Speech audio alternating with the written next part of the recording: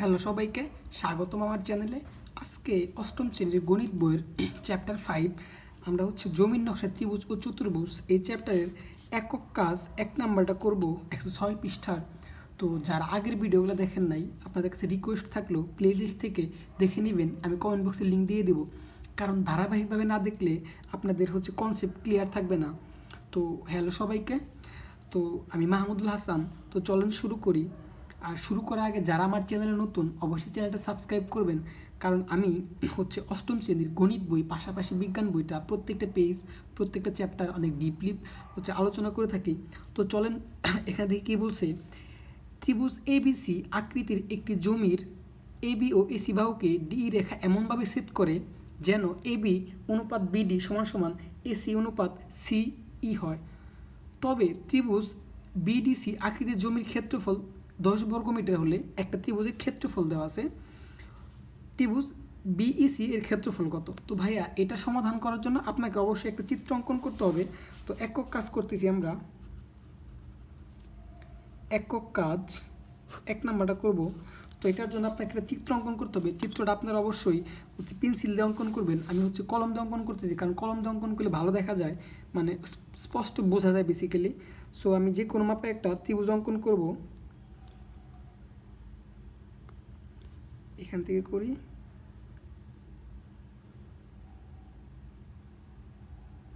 ওকে,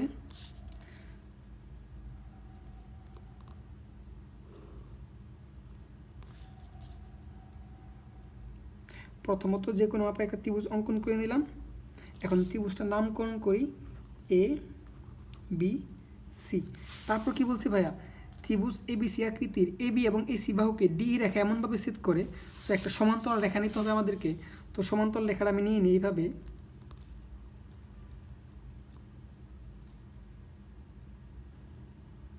এবং সমান্তরাল রেখার নামকরণ করলাম, এটা হচ্ছে ডি, এটা হচ্ছে ই। ওকে ভাইয়া, এটা কিন্তু আপনার পেন্সিল দিয়ে অঙ্কন করবেন। এখন আমি একটু এখানে যা আছে একটু লিখে নেই। প্রথমে ত্রিভুজ এবিসি আকৃতির একটি জমির লিখব বর্ণনা, অঙ্কনের বর্ণনা, অঙ্কনের এটা আপনার বর্ণনা। ওকে, প্রথমে কি লিখব, ত্রিভুজ এ বি সি আকৃতির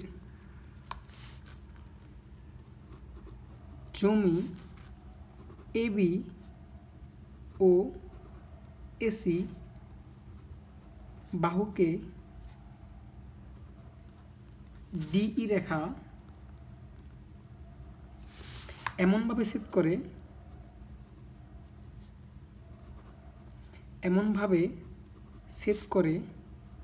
যেন এই যে ভাই এ বি সি ত্রিভুজটার, হ্যাঁ, এই ডিই রেখাটা এমনভাবে সেট করছে যেন এই এবি এবং এসি বাহু সমান অনুপাতে কি হয়, বিভক্ত হয়।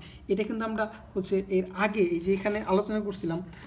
দেখেন আগের পৃষ্ঠাতে একটা ত্রিভুজের যে কোনো বাহুর সমান্তরাল রেখা, তাহলে দেখেন এই যে একটা ত্রিভুজের এই বিসি বাহুর সমান্তরাল রেখা হচ্ছে ডিই বাহু।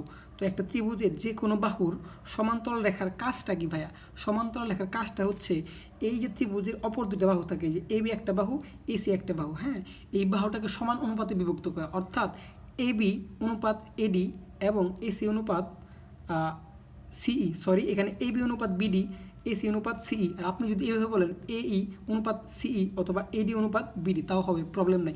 এটা কিন্তু ভাই এইখান থেকে আমরা জানি যে এটা কিন্তু দেখাইছি যে একটা ত্রিভুজের আপনি যদি যে কোনো বাহু সমান্তরাল আরেকটা সমান্তরাল রেখা অঙ্কন করেন, তাহলে এই সমান্তরাল রেখার কাজই হচ্ছে ত্রিভুজের অপর যে দুইটা বাহু এই এবি বাহু এবং এসি বাহুকে সমান অনুপাতে বিভক্ত করে।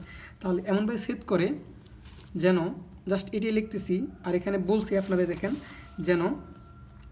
যেন এবি অনুপাত বিডি সমান সমান এসি অনুপাত সিই। ঠিক আছে ভাইয়া, হয় এটা কিন্তু ভাইয়া আমরা জানি, এর আগেও দেখছি প্রমাণে। ওকে, এখন আমাদের কি করতে হবে, দেয়া আছে ত্রিভুজ বিডি, কি দেওয়া আছে, ত্রিভুজ ডিবিসি আকৃতির ক্ষেত্রফল দেওয়া আছে। তাহলে দেখেন ভাই ডিবিসি, এখানে কিন্তু একটা ত্রিভুজ উৎপন্ন হয় নাই বা অঙ্কই হয় নাই। তো এখানের জন্য আমাকে এই যে বিই বাহুটাকে আগে যোগ করতে হবে। এই তো বি বাহুটা যোগ করব এবং সি বাহুটা যোগ করতে হবে, তাহলে আমাদের ভেতরে ত্রিভুজটা উৎপন্ন হবে। আপনারা কিন্তু পেন্সিল লঙ্ঘন করবেন। তাহলে দেখেন ভাই আমাদের কোন ত্রিভুজের মানটা দেওয়া আছে, ত্রিভুজ ডিবিসি। এই যে ডিবিসি, এই যে এই ত্রিভুজটা ডিবিসি, এই ত্রিভুজের কী দেওয়া আছে ভাই, ক্ষেত্রফল দেওয়া আছে। জাস্ট লিখবো দেয়া আছে ত্রিভুজ ডিবিসি এর ক্ষেত্রফল 10 বর্গমিটার। ওকে, আমাদের বের করতে বলছি, কি বলছে ভাইয়া, ত্রিভুজ বিইসি, অর্থাৎ ত্রিভুজ এই যে বিইসি, এই যে এই ত্রিভুজটা এই যে বিইসি, এই ত্রিভুজটা ক্ষেত্রফল বের করতে বলছে। তাহলে সরি, জাস্ট এই লিখবো ত্রিভুজ বিইসি এর ক্ষেত্রফল নির্ণয় করতে হবে, ক্ষেত্রফল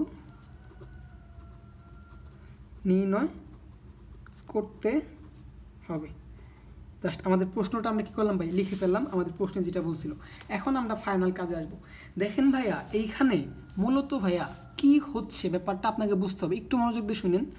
আমরা যে ত্রিভুজটা অঙ্কন করলাম ভাইয়া, এই ত্রিভুজের এই ডিই যে রেখাংশটা আছে ভাইয়া, এই ডিই রেখাংশটার কাজ কি, ডি একটা হচ্ছে এই বিসির সমান্তরাল রেখা ভাইয়া, এই বিসির সমান্তরাল। সো এই বিসির সমান্তরাল বা আমরা একটা ত্রিভুজের একটা বাহুর সমান্তরাল যদি একটা রেখাংশ অঙ্কন করি, ওই রেখার কাজটা হচ্ছে কি ভাইয়া, ওই ত্রিভুজের অপর যে দুইটা বাহু থাকবে অর্থাৎ এবি বাহু এবং এসি বাহুকে সমান অনুপাতে কী করবে ভাইয়া, বিভক্ত করবে। জাস্ট এটাই লিখতে হবে।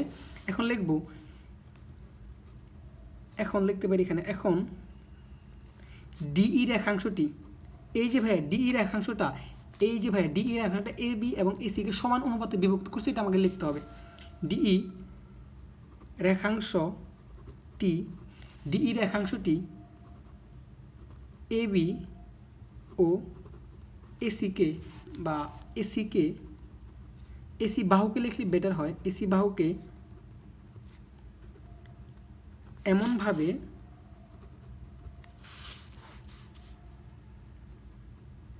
সেট করে যেন এবি অনুপাত বিডি সমান সমান এসি অনুপাত সিই হয়। তো ভাই আমি আরেকবার একটু বোঝাচ্ছি, এই যে ডিই রেখাংশটা এবি এবং এসিরকে এমনভাবে সেট করে যেন এবি অনুপাত বিডি সমান সমান এসি অনুপাত সিই হয়। ভাই এটা কিন্তু এই যে ভাই আমরা এখান থেকে জেনে আসছি যে একটা ত্রিভুজের যদি একটা বাহু সমান্তরাল আমরা যে কোনো একটা বাহু অঙ্কন করি, ওই বাহুটার কাজই হচ্ছে কী করবে, অপর দুইটা বাহুকে সমান অনুপাতে বিভক্ত করবে। জাস্ট ভাই এইটাই লিখছি। এরপরে কাজ, তাহলে এটা কেন হলো ভাইয়া, এই ডিইটা কি হয়েছে ভাইয়া, কার সমান্তরাল আঁকার জন্য, বিসির সমান্তরাল আঁকার জন্য না ভাইয়া, এই ডিইটা বিসির সমান্তরাল আঁকার জন্যই তো সমান অনুপাতে বিভক্ত করছে এবি এবং এসি বাহুকে। জাস্ট এটা লিখবো। সুতরাং কেন হয়েছে বেসিক্যালি, এই ডিইটা এই বিসির সমান্তরাল আঁকার জন্য। তাহলে ডিই সমান্তরাল বিসি, ভাই বুঝতে পারছেন তো, এই সমান্তরাল চিহ্ন এইভাবে দেওয়া হয়, ডিইটা বিসির সমান্তরাল, দ্যাটস হোয়াই এবিটা, এই এবি রেখাটা হচ্ছে এবি এবং বিডি সমান অনুপাতে বিভক্ত করছে এবং এসি অনুপাত সি সমান অনুপাতে বিভক্ত করছে ভাইয়া। কেন, এই রেখাটা এই রেখার সমান্তরাল হওয়ার জন্য। জাস্ট এই জন্য লিখছি ডিই সমান্তরাল বিসি। বুঝতে পারছেন তো ভাইয়া? ওকে, এখন এখানে আমাদের একটা নোট লিখে দেব, ত্রিভুজের যেটা ঘটছে বেসিক্যালি, ত্রিভুজের যে কোনো বাহুর সমান্তরাল সরল রেখা ওই ত্রিভুজের অপর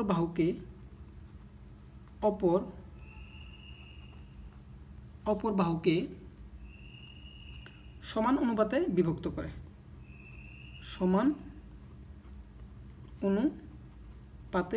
করে, ওকে, এই নোটটা আমরা লিখে দেব যে যা ঘটছে বেসিক্যালি ওইটা লিখছি, সমান অনুপাতে বিভক্ত করে। ঠিক আছে ভাইয়া? তাহলে ভাইয়া এখান থেকে আপনি কি বুঝতে পারলেন যে একটা ত্রিভুজের যে কোনো বাহুর সমান্তরাল একটা রেখা আপনি যদি অঙ্কন করেন, তাহলে ওই সমান্তরাল রেখার কাজটা কি ভাইয়া? ওই সমান্তরাল রেখার কাজ হচ্ছে সেটা কি করবে? অপর দুইটা বাহুকে অর্থাৎ এ বি এবং এসি বাহুকে সমান অনুপাতে বিভক্ত করবে। জাস্ট এই নোটটা লিখে দিছি। এখন ভাই আপনাকে একটা জিনিস জানতে হবে। দেখেন এখানে এই ত্রিভুজ বি, দেখেন ভাইয়া ত্রিভুজ ডিবিই এবং ত্রিভুজ বিইসি একটা ভূমির উপর, অর্থাৎ ভূমি এই বিসির উপর অবস্থিত না। আমি এখানে একটু ভেঙে দেখাই। দেখেন ত্রিভুজ এই ডিবিসিটা কেমন হয়েছে ভাইয়া? এই যে ত্রিভুজ ডিবিসি, তাহলে ডিবিসি আর ত্রিভুজ বিইসি, এটা কি এই বিসি ভূমির উপর অবস্থিত না? একটা ভূমির উপর অবস্থিত না দুইটা ত্রিভুজ। এটা কি বুঝতে পারছেন ভাইয়া? আরেকটু মনোযোগ দেখেন, ত্রিভুজ এই যে ডি, এই যে বি, এই যে সি, আপনারা কিন্তু আর দাগ দিয়ে না, আমি কিন্তু বোঝানোর জন্য। ত্রিভুজ ডিবিসি, এটার ভূমি কি বিসি, তারপর হচ্ছে অতিভুজ কি সিডি এবং লম্ব কি বিডি না? তাহলে এই ত্রিভুজটার ক্ষেত্রেও ভূমি হচ্ছে বিসি। আবার অনুরূপভাবে ত্রিভুজ বিইসি, এই ত্রিভুজটারও ভাই দেখেন ভূমি বিসি, লম্ব হচ্ছে সিই এবং অতিভুজ হচ্ছে কি বিই না? তাহলে আমরা বলতে পারি না ভাইয়া ত্রিভুজ ডিবিসি এবং ত্রিভুজ বিইসি একই ভূমি অর্থাৎ বিসির উপর অবস্থিত না? জাস্ট এটি আপনাকে লিখতে হবে। এখন বা এখানে ভাই ক্লিয়ার কি ব্যাপারটা? আশা করি বুঝতে পারছেন। এখানে ত্রিভুজ ডিবিসি, এই যে ডিবিসি ও ত্রিভুজ বিইসি, এই যে বিইসি, আপনি যদি এখানে বলেন বিসিই তাও হবে বা ইবিসি তাও হবে, কোনো প্রবলেম নাই। ত্রিভুজ ডিবিসি, আমার তো উল্টা হয়ে যাচ্ছে। ত্রিভুজ বি আবার ডিবিসি ও ত্রিভুজ বিইসি একই ভূমি, এটি কিন্তু ভাই বুঝাইলাম যে একই ভূমি অর্থাৎ বিসির উপর অবস্থিত একই ভূমি, ডি কেন বিসি এর অপর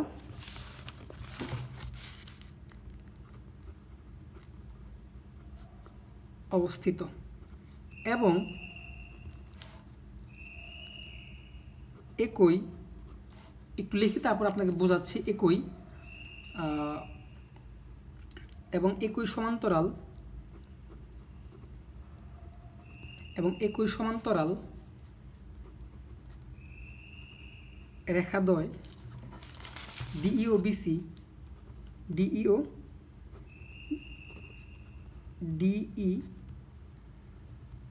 ও বিসি এর মধ্যে অবস্থিত। এর একটু লিখে নে তারপর বলছে এর মধ্যে অবস্থিত। আপনাদের কিন্তু লিখতে হবে পুরোটাই।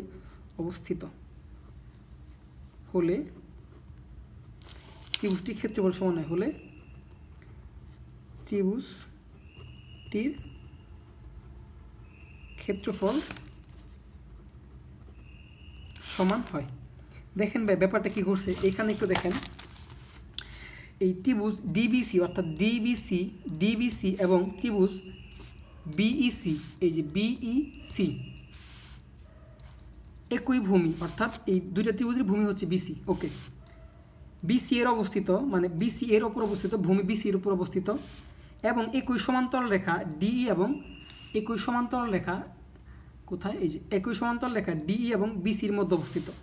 দেখেন ভাইয়া ডিই এবং বিসি এই দুইটা সমান্তরাল রেখার মধ্যে এই দুইটা ত্রিভুজ অবস্থিত না? ভাইয়া একটু ক্লিয়ার হন। একই সমান্তরাল রেখা অর্থাৎ ডিই এবং বিসি, এই যে এই দুইটা সমান্তরাল রেখার মধ্যেই ত্রিভুজ ডিবিই এবং ত্রিভুজ বিইসি অবস্থিত না? জাস্ট এটি লিখছি, একই সমান্তরাল রেখা ডিই এবং বিসি এর মধ্যে অবস্থিত। এখন যদি কোনো দুইটা ত্রিভুজ একই সমান্তরাল রেখা, ভাইয়া জাস্ট হচ্ছে অনেক ইম্পর্টেন্ট একটা লাইন, যদি দুইটা ত্রিভুজ একই সমান্তরাল রেখার মধ্যে অবস্থিত হয় তাহলে ওই ত্রিভুজের ক্ষেত্রফল সমান হয়, ওই ত্রিভুজের ক্ষেত্রফল সমান হয়।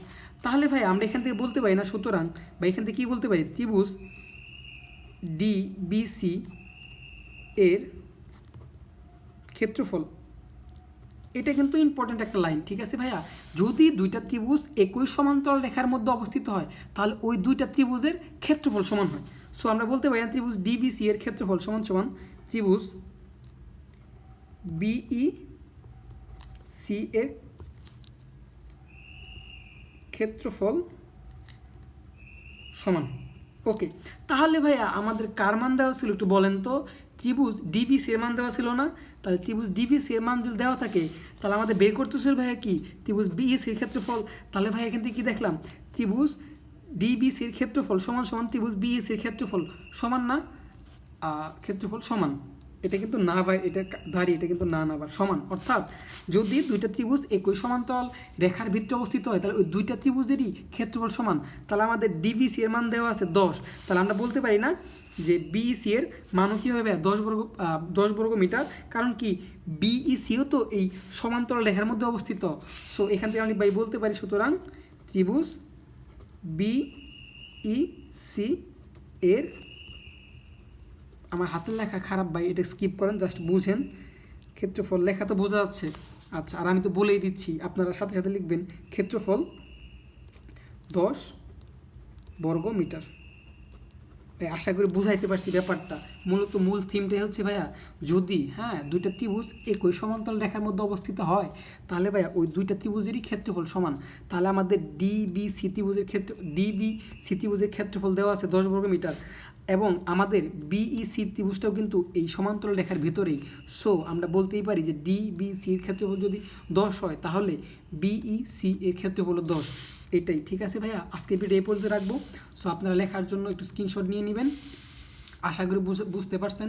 সো আমি যথেষ্ট চেষ্টা করছি ক্লিয়ার করার জন্য। এর পরবর্তী ভিডিওতে ভাইয়া আমরা 2 নাম্বার থেকে শুরু করব। তো ভাইয়া যারা চ্যানেলটা সাবস্ক্রাইব করেন অবশ্যই করবেন, কারণ আমি আপনাদের গণিত বই পাশাপাশি বিজ্ঞান বই কমপ্লিট করি। আর লাইক কমেন্ট অবশ্যই করবেন। সো আজকে ভিডিওটা এই পর্যন্ত রাখি, পরবর্তী ভিডিও দেখার আমন্ত্রণ রইল। টাটা।